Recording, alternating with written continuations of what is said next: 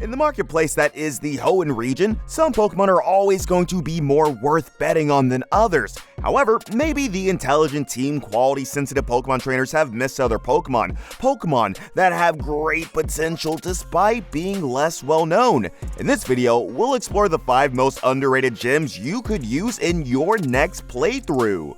At number 5, we have Zigzagoon.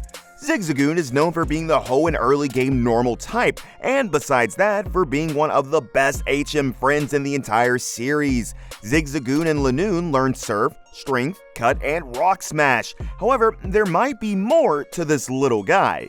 Zigzagoon evolves into Linoon at 20, at which point it gets access to a pretty decent attack stat for this point in the game and an actually great base 100 speed. Those stats, with access to Stab Headbutt, which Zigzagoon will learn at level 9, makes it a very decently strong attacker all the way until Norman. It definitely does not solo gyms or anything, but it always puts in some value from level 20 onwards.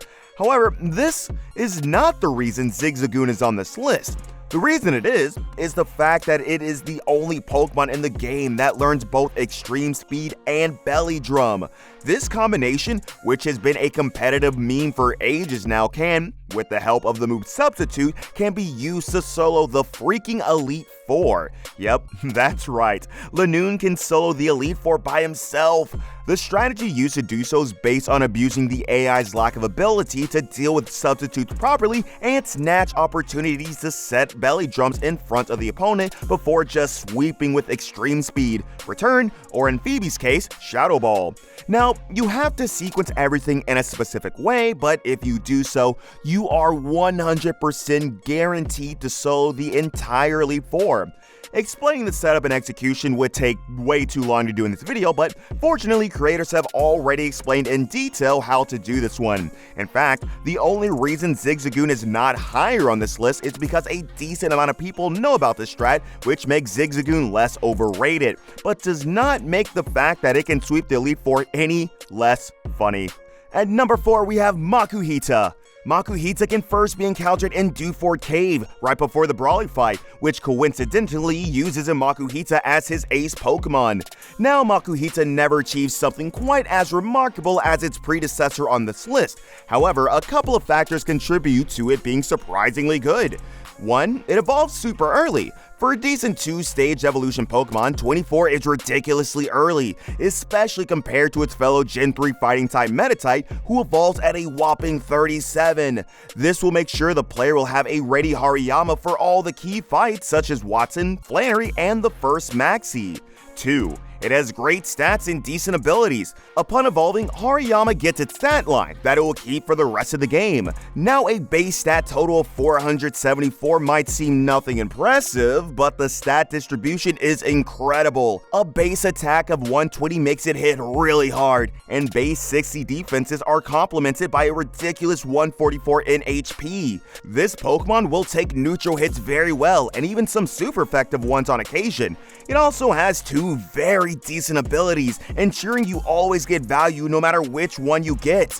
Guts allows you to do extra damage when you're status, making Hariyama great against status users and allowing for poisoning it before fights so you can do extra damage off of Hariyama's already great attack stats. Also, Thick Fat gives you 2 resistances for free to fire and ice, which is amazing, especially in Hoenn, which is known for featuring Fire Girl and Ice Girl. 3. It gets interesting moves. Hariyama gets access to Vital Throw, a very strong fighting move, Fake Out, as well as a couple of TM moves like Bulk Up for setup and Rock Tomb for flying types. With these traits, Hariyama is very useful throughout the game and helps on most gyms. It also matches up great against the Elite Four, which has a Dark type and an Ice type trainer, both of which Hariyama gets several kills on. Overall, Hariyama is a very good, very easy to use Pokemon in Emerald. At number 3, we have Taillow. Taillow is, much akin to Zigzagoon, a classic early game Pokemon of Gen 3. However, there is one catch. Taillow and its evolution Swellow are both fast, normal-type Pokemon guaranteed to have the Guts ability. Guts will make you deal 1.5 times damage if you're poisoned, paralyzed, or burned, and will also make burn not lower your physical damage. With this ability, Taillow, if poisoned before the Brawly fight, will solo the fight outside of very bad RNG. From there, Swellow goes on to be a super fast, decently strong flying type, that is, until Norman. Norman, upon being defeated, gives you the TM for Facade, a base 70 normal move that will double in power if the user is poisoned, burned, or paralyzed. See where this is going? If burned before a fight, Swellow's Facade will receive 1.5 times boost from Guts, 2 times from Facade's effect, and 1.5 times from Stab. 70 times 1.5 times 1.5 times 2 equals 315 power, and on a Pokemon that is virtually impossible to outspeed too. This thing will one-hit KO stuff like it is nothing, doing feats like soloing Sydney in the Elite Four and beating up most of Glacia's squad in one hit apiece without even considering the added damage and potential you get by equipping a Silk Scarf. That Pokemon is actually insane. The damage it does is hilarious. You should use it. At number 2, we have Starmie. Starmie is a great Pokemon. It was great in Gen 1, it was good in Gen 2, and it continues to be great in Gen 3. Now, the reason people do not use it as often as they should is because it is very easy to miss. Unlike some other Hoenn water types, Starmie can only be caught by super rod fishing in Lilycove City, which is why you might not even be aware it was obtainable without trading. However, if you do get a Starmie, you are in for a treat. Surf is awesome for Tate and Lisa, especially with how it does not hit your partner in Gen 3. You have Recover, and most importantly, you get access to ridiculous coverage in Thunderbolt and Ice Beam. Among the 5 trainers that constitute the Elite Four and Champ Gauntlet, you have a positive matchup against 3 of them, if we account for the access to Ice Beam and Thunderbolt for Drake and Wallace respectively. Starmie also just happens to have great stats, a decent typing, and be an absolute Chad Pokemon overall. Before we move to number 1, a few honorable mentions. Breloom. An absolutely great Pokemon, fighting and grass typing helps against Roxanne, Watson, Norman, Juan, and the Elite Four. Access to Leech Seed and Mach Punch is also extremely invaluable. However, it is not the most underrated Pokemon as people more or less know it's good. Dustox. Solos Brawly with its 4 times resistance to fighting and psychic moves and has Protect plus Toxic for Norman slacking. It also has decent stats early game, though it falls off later on. Torkoal.